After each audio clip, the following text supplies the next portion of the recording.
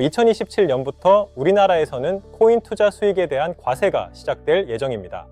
이 소식을 듣고 많은 투자자들이 이제 코인으로 돈을 벌면 세금을 내야 하는구나 라고 생각하셨을 텐데요.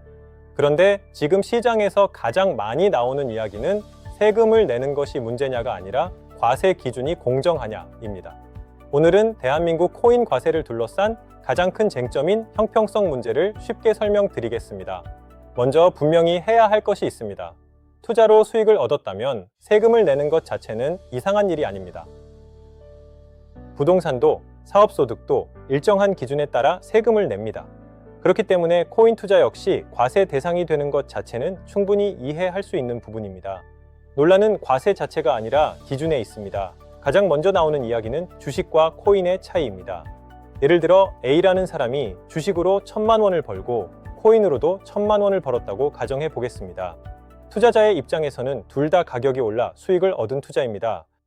하지만 현재 일반 투자자의 국내 상장 주식 양도 차익은 대부분 과세 대상이 아니지만 코인은 2027년부터 일정 공제 금액을 넘는 양도되어 소득에 대해 과세가 예정되어 있습니다. 그래서 많은 투자자들이 둘 다 투자인데 왜 세금 기준은 다를까라는 의문을 제기하고 있습니다. 또 하나의 쟁점은 손실 처리 방식입니다. 예를 들어 2027년에 코인으로 3천만 원의 수익을 내고 세금을 냈습니다. 그런데 2028년에 3천만 원의 손실이 발생했다면 어떨까요? 투자자는 2년을 합쳐보면 실제로는 아무런 이익을 얻지 못했습니다.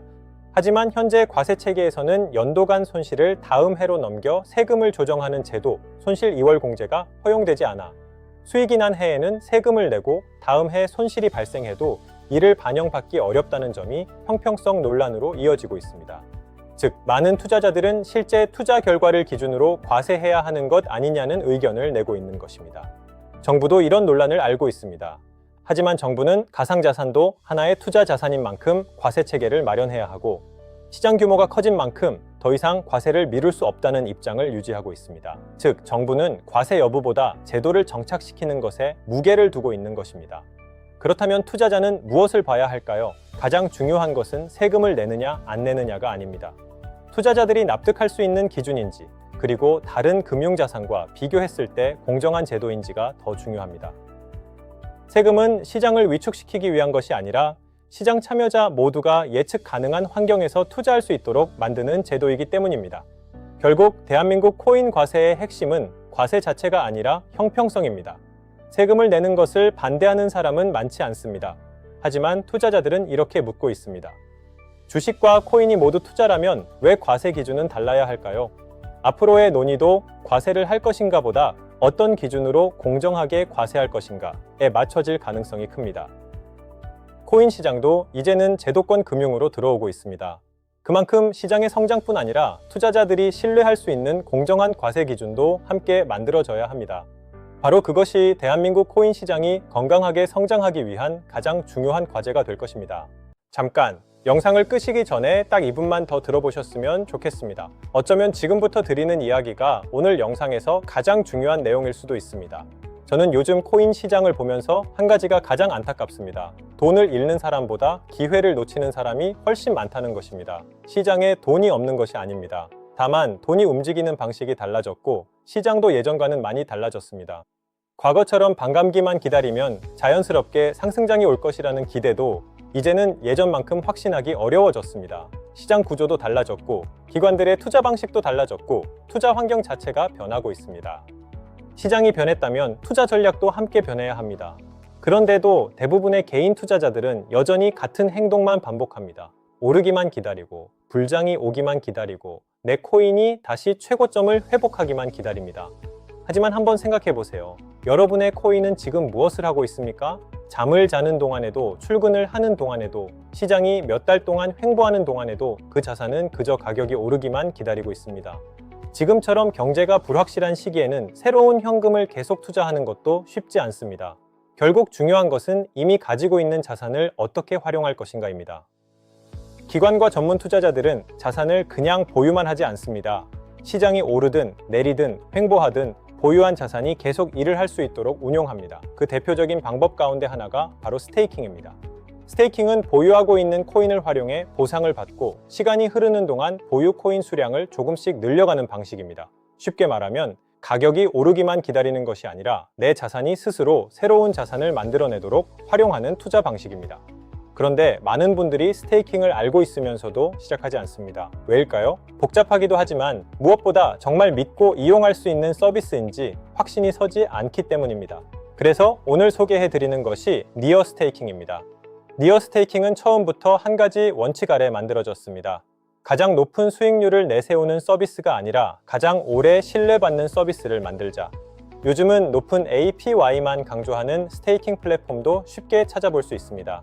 하지만 투자에서 정말 중요한 것은 수익률이 얼마나 높으냐가 아니라 그 수익이 어떤 구조에서 만들어지고 얼마나 오래 지속될 수 있느냐입니다.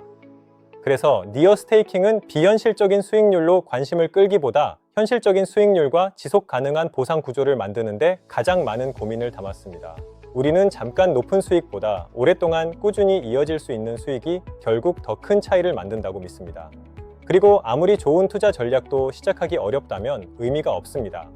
그래서 스테이킹을 처음 접하는 분들도 어디를 눌러야 할지 고민하지 않도록 직관적인 인터페이스와 쉬운 이용 방식으로 설계했습니다. 복잡한 절차를 최대한 줄여 처음 이용하는 분들도 단 3분이면 스테이킹을 시작할 수 있습니다. 관심 있으신 분들은 네이버에서 니어 스테이킹을 검색하시거나 영상 더보기란의 링크를 통해 자세한 내용을 확인해 보시기 바랍니다. 지금 바로 시작하지 않으셔도 괜찮습니다.